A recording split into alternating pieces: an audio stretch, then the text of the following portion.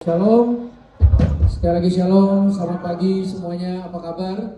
Luar biasa, saya percaya kita ada di tempat yang tepat dan waktu yang tepat, amin. Siapa percaya kita sedang bersama dengan orang-orang yang tepat? Itu sebabnya mari lihat dulu kanan kirinya, lalu bilang, saya senang duduk di sebelah kamu hari ini.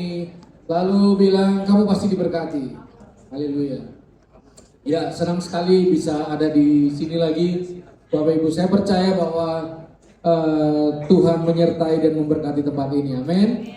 Ya, dan mari syukuri juga Bapak Ibu kalau kita masih boleh dengarkan firman Tuhan, karena saya percaya firman akan menuntun kita ke tempat-tempat yang tidak mungkin kita ada di sana kalau bukan firman yang menuntun setiap kita. Jadi tanpa firman sebenarnya ada tempat-tempat yang tidak mungkin kita ada di sana. Makanya setiap kali kita dengar firman Bapak Ibu, saya percaya kita akan masuk dalam sebuah petualangan rohani yang dahsyat dan luar biasa bersama Tuhan, amin. Nah, hari ini Bapak Ibu, saya ingin menyampaikan menurut saya satu hal yang sangat penting. Saudara, kita tuh harus izinkan Tuhan untuk menolong kita supaya dalam hidup bertuhan kita tuh senantiasa menghidupi esensi, bukan aksesoris. Saudara, terkadang hal-hal yang dahsyat, yang baik, yang esensi terbungkus dengan begitu banyak aksesoris-aksesoris sehingga kita sulit lagi melihat mana yang benar-benar beresensi. Contoh Bapak Ibu, kan kalau hari Minggu biasanya ada pertandingan tinju ya. Saudara, kalau pertandingan tinju itu setiap ronde pasti ada seorang wanita yang berjalan keliling ring bawa papan bertuliskan angka ronde, betul gak tuh? Ya, jadi tiap ronde itu wanita itu pasti jalan keliling gitu. Saya bingung ya, itu ide siapa ya? Kenapa harus perempuan gitu kan? Itu kan eksploitasi gitu. Udah gitu seksi lagi. Nah, seringkali kalau saya nonton nih sama teman-teman atau mau bawa bapak, setelah wanitanya selesai dan pertandingan dilanjutkan lagi, saya tanya sama bapak di sebelah saya, Pak, ronde berapa nih Pak? Ronde berapa ya? Lupa. Kenapa? Karena wanita yang membawa papan lebih menarik dibanding informasi tentang rondenya, betul kan? Ya, jadi kadang-kadang aksesoris itu lebih menarik dibanding pesan sebenarnya. Sebenarnya kalau mau kasih pesan ya udah, pesannya adalah ronde sekian selesai. Nah, saudara harus tahu bahwa ketika kita hidup di dalam Tuhan, banyak banget hal-hal yang terlihat menarik, yang terlihat luar biasa, tapi belum tentu itu adalah esensi sebuah kehidupan yang Tuhan mau bangun dalam hidup kita.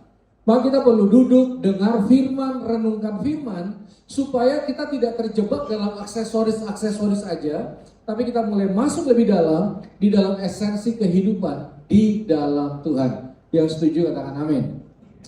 Baik, mari kita lihat satu bagian firman Tuhan Bapak Ibu. Saya mau ajak kita melihat Kejadian 2 ayat 2 sampai ayat yang ketiga. Mari buka dengan saya Kejadian 2 ayat kedua sampai ayat yang ketiga. Saya mau ajak kita baca sama-sama ayat kedua terlebih dahulu, baru nanti kita juga akan baca sama-sama ayat yang ketiga. Kita lihat ayat yang kedua. Kita baca pelan-pelan, hitungan ketiga, 2, 3. Ketika Allah pada hari ketujuh,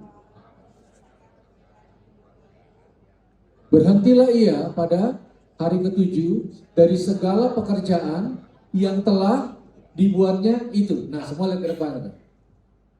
Salah satu bagian penting dalam pekerjaan Tuhan adalah berhenti. Benar? Ya. Kata yang jarang dibahas, bahkan lebih banyak konotasi negatifnya. Masa iya pekerjaan Tuhan berhenti? Dulu saya selalu diajarin, kalau Tuhan sudah buka, gak ada yang bisa menghentikan. Kalau Tuhan sudah mengerjakan, tidak ada yang bisa menghentikan. Hari ini saya ingin kasih tahu, ada yang bisa menghentikan pekerjaan Tuhan. Siapa? Dia sendiri. Dia sendiri. Jadi Bapak Ibu, ada satu hal yang saya mau kita belajar pagi ini, yaitu berhenti. Itu penting. Kalau saya kasih subtema pada pagi hari ini, kita perlu berhenti supaya lebih cepat sampai. Saya ulangi. Terkadang kita perlu berhenti supaya lebih cepat sampai. Nah, Kenapa Tuhan berhenti di hari yang ketujuh? Bapak Ibu percayalah, bukan karena Tuhan lelah, bukan karena Tuhan capek. Karena Alkitab mencatat, penolong Israel tidak pernah terlelah. Dia tidak butuh healing, dia tidak perlu tarik napas sejenak, enggak. Tapi dia perlu menghentikan pekerjaannya di hari yang ketujuh. Nah, jarang orang sadar bahwasanya salah satu hal yang penting dalam sebuah pekerjaan Tuhan adalah berhenti. Oke, kita lihat ayat yang ketiga. Sama-sama kita baca lagi, semua siap? Hitungan ketiga, 2, 3. Lalu Allah memberkati hari ketujuh itu, karena pada hari itulah penciptaan yang telah dibuatnya. Lihat, diulangi lagi. Di hari ketujuh diulangi lagi. Ia berhenti dari segala pekerjaan penciptaan yang telah dibuatnya itu. Jadi ada hal yang dihentikan di hari yang ketujuh. Kita bahas hari yang ketujuh, saudara. Tolong jangan ditutup dulu, lihat baik-baik ayat ini. Allah memberkati hari ketujuh itu. Nah, Bapak Ibu, saya punya sebuah pertanyaan. Apakah benar-benar 100% Tuhan itu tidak melakukan apa-apa atau berhenti melakukan pekerjaan pada hari yang ketujuh? Lihat, terkadang di dalam firman ada pesan-pesan tersirat yang dibutuhkan konsentrasi dan pemahaman. Saudara, apa yang dilakukan di hari yang ketujuh? Dia memberkati. Ada satu pekerjaan yang tetap ia lakukan di hari yang ketujuh. Apa itu? Memberkati dan menguduskan. Bapak Ibu, paling enggak Kamus Besar Bahasa Indonesia itu menyampaikan bahwa memberkati itu adalah kata kerja. Jadi, di hari ketujuh, Tuhan sedang menyampaikan sebuah esensi kehidupan ini. Apa itu? Memberkati. Artinya Bapak Ibu, hidup di dalam Tuhan yang terpenting bukan hanya mendapatkan, tapi juga melepaskan. Pada akhirnya Bapak Ibu, kita tuh perlu belajar beriman bukan hanya untuk mendapatkan, tapi juga untuk melepaskan. Semua sirkulasi kebahagiaan kita diatur bukan hanya waktu kita mengambil, tapi ternyata kebahagiaan kita juga diatur waktu kita belajar melepaskan sesuatu dalam hidup kita. Makanya kita berkata, terlebih berbahagia memberi daripada menerima. Sekarang saya tanya Bapak Ibu, mana yang buat kita lebih bahagia? Kita bisa praktek. Kalau saudara suka altar call, ini altar call-nya. Pulang dari sini, traktir makan orang di kanan kiri kita, tanya apa yang mereka paling suka, suruh pesen yang paling mahal, lalu lihat, kita bahagia nggak? Nah itu tuh, kita bahagia nggak? Biasanya itu waktu kita colek orang kanan kiri kita, dengar nih firman buat kamu. Atau kita bilang, sayang banget nih, harusnya dia ada nih. Nih firman cocok nih buat dia nih. Benar nggak? Sekarang mana yang bahagia saudara? Uang makan kita hari Minggu ini utuh, uang orang bertambah double, atau kita keluar double orang utuh? Lihat. Pertanyaan yang gak usah ditanya ya. Saudara, mana yang buat kita bahagia? Tiba-tiba rekening kita bertambah 25 juta, atau rekening kita berkurang 25 juta, rekening orang yang bertambah. Mana yang buat kita bahagia? Itu mah gak usah ditanya.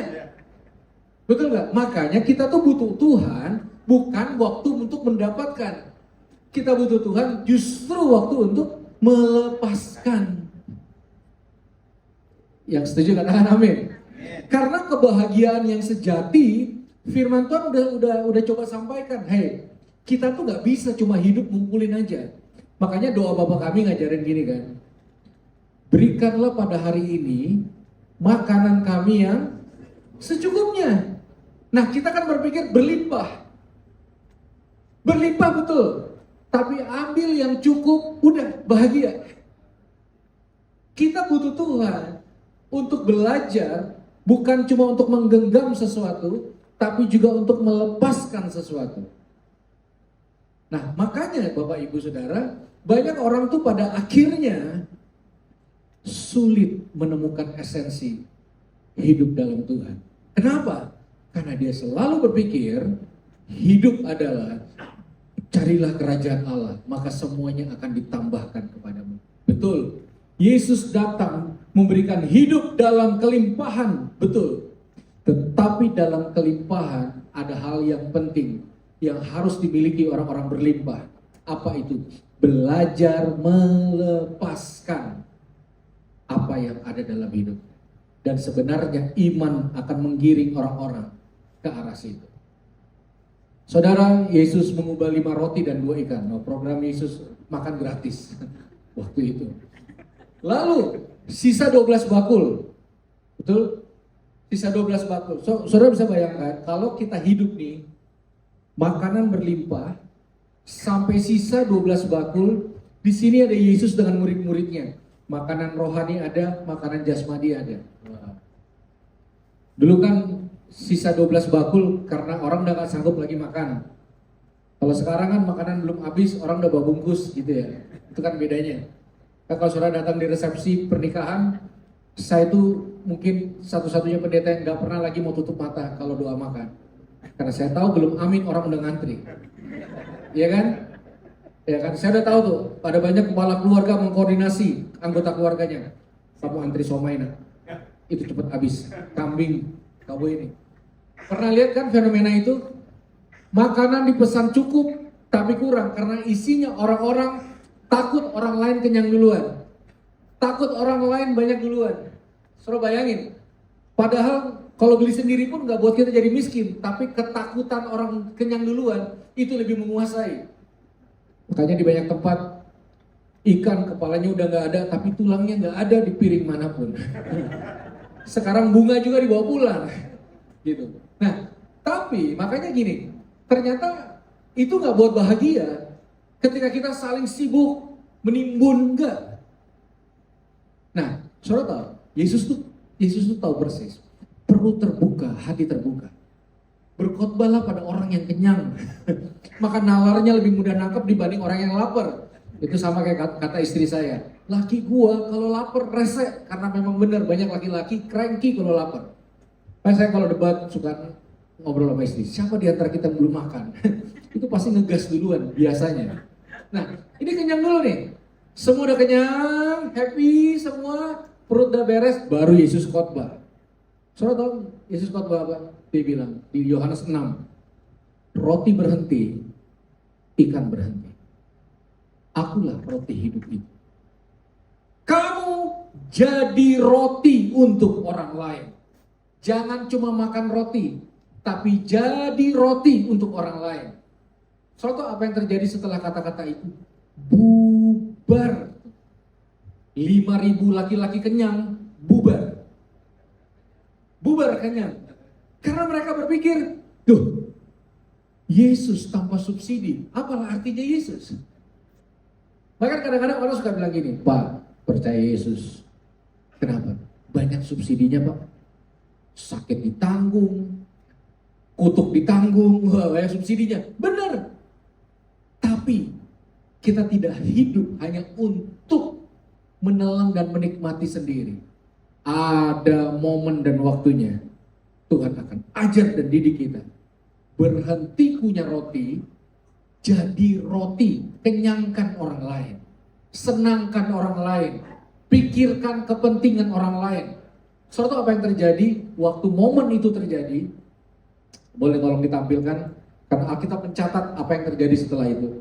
Yohanes 6 ayat 66. Itu ayat yang panjang, tapi saya baca ekornya aja saudara, karena makan gratis itu ditutup dengan sebuah keputusan. Mulai dari waktu itu, banyak murid-muridnya mengundurkan diri dan tidak lagi mengikuti dia. Kapan orang-orang berhenti ikut Yesus? Ketika Yesus mulai mengajar, jangan kejar mujizat. Hah? Kenapa? Jadi mujizat untuk orang lain. Jangan cuma hidup nunggu jawaban doa. Lalu ngapain? jadilah jawaban doa untuk orang lain. Jangan cuma kejar hal besar, jadilah hal besar untuk orang lain.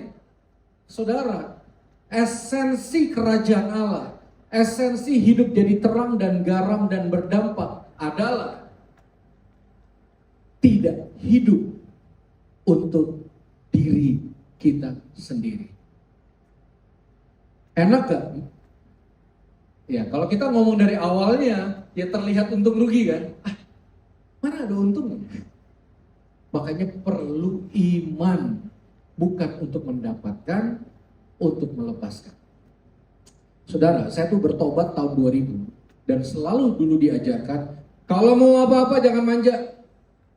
Berdoa, beriman. Waduh, saya tuh terinspirasi sekali. Satu kali ada pemimpin rohani saya bilang gini, "Hey, mau mobil nggak?" Coba ada orang nanya begitu. Gak usah ditanya. Tahu nggak dia bilang apa? Ayo kita ke dealer. Wih, langsung beli. Enggak, ambil brosur. Oh, brosur. Saya ingat tuh dulu.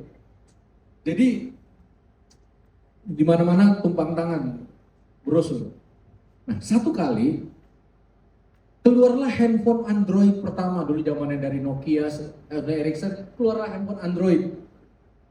Kalau saudara ingat dulu ada tabloid pulsa namanya, ya kan? Nah, ada satu handphone yang saya kepengen, waktunya praktek iman. Saya robek itu, saya tempel di kamar saya. Tiap hari lebih dari sekali saya tumpang tangan sebelum pergi, pulang, dalam nama Yesus. Satu saat ini akan jadi milik saya. Satu saat saya klaim ini akan jadi milik saya. Tiap hari saya doain, saudara. Satu kali saya pulang pelayanan dari Lebak Bulus ke Pondok Indah. Itu saudara lumayan jauh, saya habis ongkos. Jadi jam 11 malam saya harus jalan dulu. Kurang lebih sejam baru naik angkot. Nah, baru hemat ongkos. Jadi jam 11 malam sendirilah saya di jalan raya yang gelap. Jalan sambil ngedumel. Proyek thank you lagi di pelayanan gitu. Biar Tuhan yang balas gitu. Gedubel saya. Jadi sambil nendang batu gitu. Tahu-tahu saudara, ada satu benda yang saya tendang di tengah kegelapan malam. Nyala ada lampunya. Dengan deg-degan saya ambil dari tengah jalan. Saudara tahu apa? Handphone Android. Persis kayak yang digambar di kamar saya. Kaget saya. Itu kalau orang lihat saya, orang pasti ketawa. Karena apa? Saya ngomong sama langit. Oh, inikah yang dikatakan Tuhan menetapkan langkah orang benar. Oh, ini tuh yang dibilang iman, percaya. Tahu nggak saudara? Saya bilang gini, Tuhan tenang, aku akan bersaksi hari Minggu. Bahwa Tuhan adalah Tuhan yang setia, selalu dan selalu menolong kita. Saudara, saya happy banget. Saya bilang, oh gini ya rasanya menuai dari doa. Tuhan tidak sia-sia kita berdoa dan beriman. Lagi happy-happynya, coba bayangin ya, tadinya digambar, sekarang di tangan.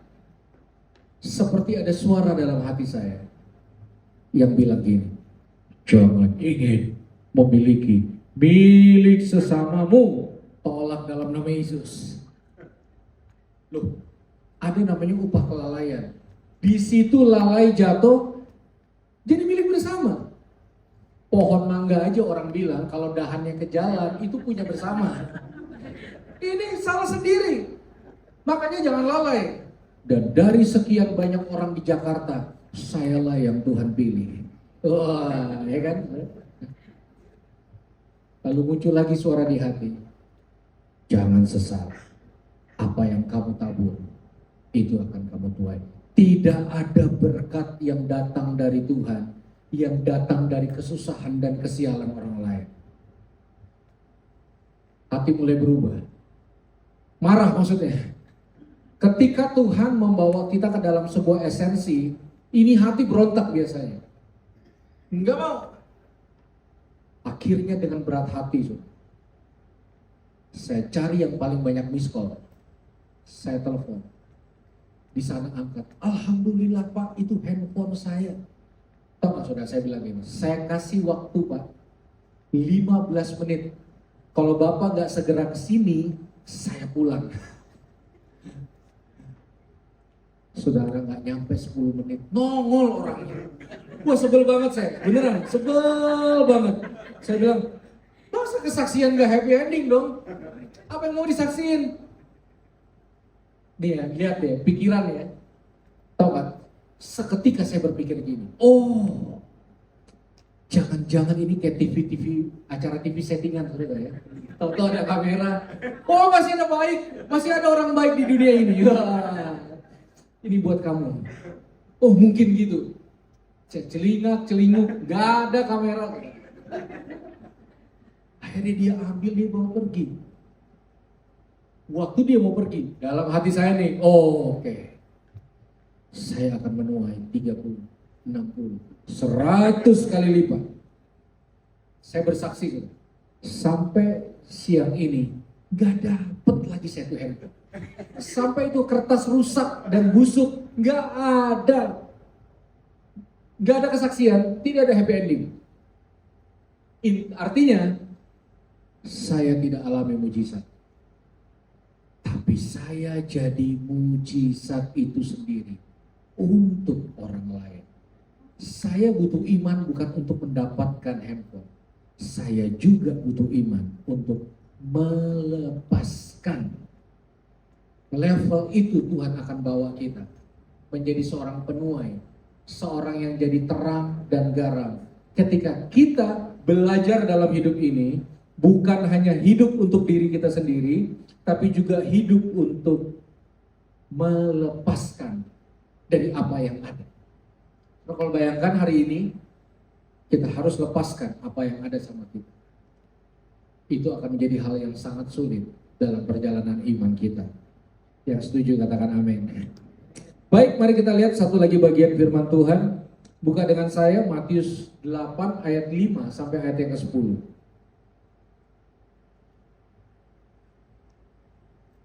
Matius 8 ayat 5 sampai ayat yang ke-10. Baik, saya akan bacakan, nanti ayat 10 kita baca sama-sama dan jangan buru-buru ditutup dulu, saudara. Ketika Yesus masuk ke Kapernaum, datanglah seorang perwira mendapatkan dia dan memohon kepadanya. Tuhan, hambaku terbaring di rumah karena sakit lumpuh dan ia sangat menderita. Yesus berkata kepadanya, aku akan datang menyembuhkannya. Tetapi jawab perwira itu kepadanya, Tuhan, aku tidak layak menerima Tuhan di dalam rumahku. Katakan saja sepatah kata, maka hambaku itu akan sembuh. Sebab aku sendiri seorang bawahan dan di bawahku ada pula prajurit. Jika aku berkata kepada salah seorang prajurit itu pergi, maka ia pergi. Dan kepada seorang lagi datang, maka ia datang. Ataupun kepada hambaku kerjakanlah ini, maka ia mengerjakannya. Ayat 10 kita baca sama-sama, 2, 3.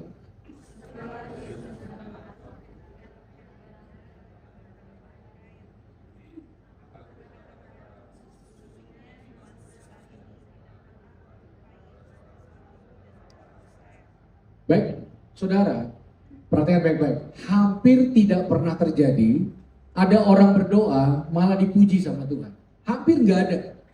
Biasanya doa dijawab, ini doa dipuji. Saudara, kalau kita muji Tuhan, wajar. Tuhan muji manusia, jarang. Bahkan ya, ini hal yang luar biasa. Lihat, setelah Yesus mendengar hal itu, apa kalimat selanjutnya Bapak Ibu? Heranlah ia. Saudara bayangin, ada nggak manusia yang mampu buat Tuhan heran? Ada, saudara. Siapa? Perwira ini. Bayangkan, mana ada pencipta heran sama ciptaan, betul nggak? Saudara, seorang ibu yang jago bikin kue, lalu setiap kuenya jadi dia ngomong sama suaminya, Pak, kok aku terheran-heran sama kueku? Lah, ibu yang bikin.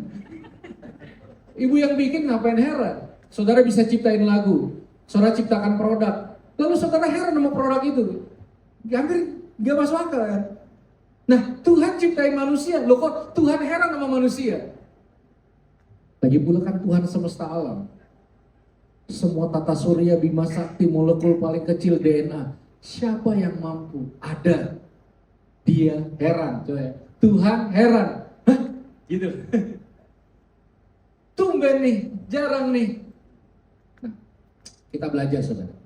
Kenapa ada manusia mampu membuat Yesus heran? Tolong lihat balik ke ayat yang kelima. Ketika Yesus masuk ke Kapernaum, datanglah seorang perwira mendapatkan dia dan memohon kepadanya. Saudara, coba lihat ke depan sebentar. Wajar gak kalau kita datang sama Tuhan kita minta sesuatu? Wajar.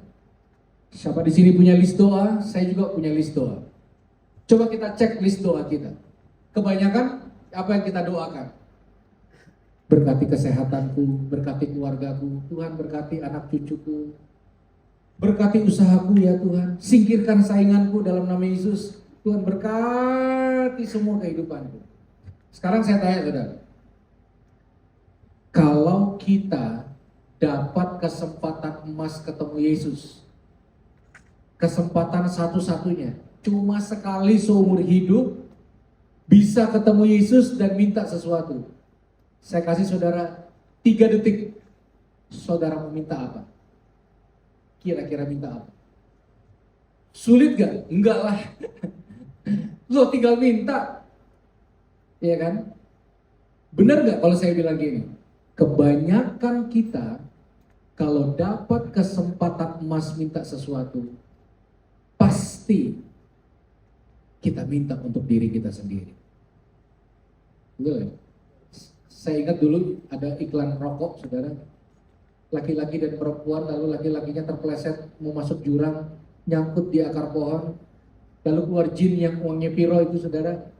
Jin itu nanya sama perempuannya, saya kasih kamu satu permintaan. Perempuannya minta apa? Dia bilang gini, aku minta kurus, bukan nolongin lagi-lagi. Lalu dia upgrade iklannya, aku minta wajahku kembali ketika aku umur 16 tahun. Orang kalau dapat kesempatan emas, pasti minta untuk dirinya sendiri. Nah, ini perwira. Di kesempatan emas satu-satunya, dia minta untuk orang lain. Makanya Yesus heran, hah? Biasanya anak Tuhan minta untuk dirinya sendiri. Keluarganya, usahanya, kesehatannya. Kok ada seseorang dapat kesempatan emas, dia malah minta untuk bawahannya? Saya tanya saudara, ada nggak saudara pernah dengar orang doa kayak gini? Di sini kan banyak yang punya toko ya. Tiap hari dia doain toko saingannya, bukan toko dia dulu, toko saingannya, kompetitor. Tuhan, ini loh toko yang buat keuangan cash flow kadang-kadang nggak stabil karena kompetitor. Lalu dia doain toko saingannya. Dalam nama Yesus aku berdoa untuk toko sainganku Tuhan. Kirim lebih banyak pembeli-pembeli Tuhan. Sehatkan pemiliknya. Jagai toko ini Tuhan. Buat dari 1 toko jadi 10 toko dalam nama Yesus. Ada gak doa gitu? Hampir gak ada. Karena kita gak terbiasa untuk melepaskan. Kita terbiasa untuk mendapatkan. Ada gak orang yang jomblo belum nikah-nikah, tapi tiap hari dia doa, Tuhan, aku lo jomblo, tapi aku kenal 10 temanku yang jomblo juga. Kirimlah orang-orang terbaik untuk mereka Tuhan. Jarang. Saudara pernah dengar gak? Orang lagi kelilit hutang, tiap hari dia cari 10 orang yang kelilit hutang, didoain orang yang kena hutang saat dia kena hutang. Adakah orang yang sedang sakit, malah doain orang sakit. Ketika dia butuh diperhatiin, dia perhatiin orang lain. Ketika dia butuh didoakan, dia doakan orang lain. Level itu akan membawa kita kepada hidup esensi dengan Tuhan. Bukan lagi mengenai apa yang kita bisa dapatkan, tapi juga mengenai apa yang bisa kita lepaskan dalam hidup ini. Makanya Bapak Ibu, orang kalau ikut Tuhan gak bisa menggenggam segala sesuatu terlalu kuat. Pasti itu akan menyakiti hatinya. Orang bilang kayak genggam pasir, makin genggam makin hilang. Itu seperti orang bilang, seseorang yang memeluk binatang kesayangannya, makin erat mati. Karena gak bisa semua itu dipegang terlalu kuat. terkadang ada kejadian-kejadian dalam hidup ini yang membuat kita memegang terlalu kuat. Saya mau tutup dengan kesaksian ini. Saya punya seorang ayah yang sudah meninggal, sudah. Jadi sekitar 9 tahun lalu, papa saya itu divonis kena cancer, di mana dokter di Indonesia tuh udah angkat tangan. Dia nyerahlah. Waktu itu dokter bilang ini, udah bawa papamu senang-senang aja, saudara, dan mungkin umurnya tinggal sebulan. Wah, kami nggak terima keluarga. Cari jalan sana sini. Akhirnya kebukalah jalan. Kami bawa berobat ke China, sudah. Di China papa saya divonis 6 bulan. Wah, kita pokoknya beriman lah. Selama treatment di sana, karena saya nemenin papa saya di sana, naluri pelayanan saya tuh berkobar, saudara. Jadi saya mulai doain orang-orang sakit di sana. Ada beberapa orang Indonesia, ada yang bukan. Dan saudara tahu, banyak yang sembuh. Sampai pihak rumah sakit tiap hari memberikan ruangan sebesar ini buat pasien-pasien satu rumah sakit malam KKR kesembuhan. Jadi setiap pasien yang datang malam kita doa. Besok masuk ruang operasi, jalan serta Yesus. Wah, dokter-dokter sana bingung. Ini mau KKR atau mau operasi? Wah, pokoknya semangat, saudara. Dan kami baptis banyak orang. Semua banyak banget yang sampai hari ini tuh bersaksi Tuhan sembuhkan. Jadi di imajinasi saya, setiap kali papa saya drop, saya bilang sama keluarga, hey, jangan sedih. Orang lain aja sembuh. Masa iya bapak kita sendiri? Iya kan? Orang kita yang doain. Jadi kalau dokter visit pasien, saya di belakang bawa gitar sama Alkitab di kantong saya. Terus keliling gue. Jadi saya nggak pernah ragu. Sedetik pun nggak pantang mundur, tidak kendor. Percaya. Kondisi makin drop, tenang. Bahkan waktu papa saya masuk masa kritis, tenang. Saya malah pergi pelayanan. Nah, saya percaya kalau saya cari kerajaan Allah, pasti Tuhan tolong papa saya sendiri. Saya melayani dengan sukacita. Sementara khotbah kayak gini, handphone berderi terus di kantong saya. Selesai ibadah, kabar masuk. Papa saya dipanggil Tuhan. Lah, bingung saya. Padahal jadwal kesaksian papa saya udah banyak, sembuh belum, kesaksian jadwal udah banyak. Lah, ini gimana mau bersaksi? Saya bingung. Dan kenapa Tuhan tidak sembuhkan papa saya? Sedangkan orang di depan mata saya dengan kondisi parah. Bayangkan saudara, ada satu pasien divonis 2 minggu lagi meninggal sama dokter di China. Saya minta izin sama kakak saya doain. 2 minggu kemudian sehat. Sampai dokter tuh menjadikan penelitian. Ini pasien kalau diajak nyanyi-nyanyi, imunnya naik, padahal pujian penyembahan gitu. Dan mereka sampai hari ini bersyukur. Lah, giliran bapak saya meninggal. Lalu mau kesaksian apa? Salahnya di mana? Kalau saya ada salah, harusnya ini juga nggak sembuh. Kalau saya nggak berkenan di hadapan Tuhan, harusnya ini juga nggak sembuh. Itu aja protes saya tiap hari itu. Gimana sih? Kenapa nggak terjadi sama saya? Nah, semua berubah ketika saya mendengar satu ilustrasi kesaksian. Ilustrasinya begini. Pak, boleh tolong maju ke depan, Pak? Bantu saya, Pak. Nah, tolong, Pak. Ilustrasinya gini, Bapak Ibu. Misalnya Pak, handphone saya ketinggalan, Pak, di Cianjur gitu. Terus saya mesti buru-buru balik keluar kota 3 bulan. Lalu pakai handphone lain saya hubungin Bapak, aku titip handphone. Ngomong-ngomong di dalam handphone itu ada aplikasi-aplikasi yang ada uangnya 5 juta. Lalu saya bilang, Pak, ya rezeki anak soleh Pak, buat ngopi-ngopi tipis, habisin Pak. Setelah saya ngomong gitu kan pasti, iya, happy dong Pak. Ya kan? Lalu Bapak bilang apa Pak sama saya Pak? Thank you dong. Ya kan? Lalu 3 bulan kemudian, saya lagi ke Cianjur. Kita janjian ketemu Pak, saya buat ngambil handphone, tapi uangnya udah habis. Udah habis. Jadi masalah menghabiskan kan nggak mudah ya Pak ya. Nah, setelah saya ambil, Pak, sudah tidak ada lagi duitnya, saya ambil. Bapak bilang apa, Pak, sama saya? Terima kasih, betul gak? Nah, ini sudah. Waktu Tuhan kasih saya papa, saya bilang apa sama Tuhan? Terima kasih. Waktu Tuhan ambil papa saya, harusnya saya bilang apa? Terima kasih. Kenapa? Karena bukan punya saya. Kenapa saya kecewa waktu saya kehilangan? Kenapa saya kecewa waktu papa saya nggak sembuh? Karena saya pikir itu punya saya. Saya pikir saya kehilangan, padahal apa? Mengembalikan.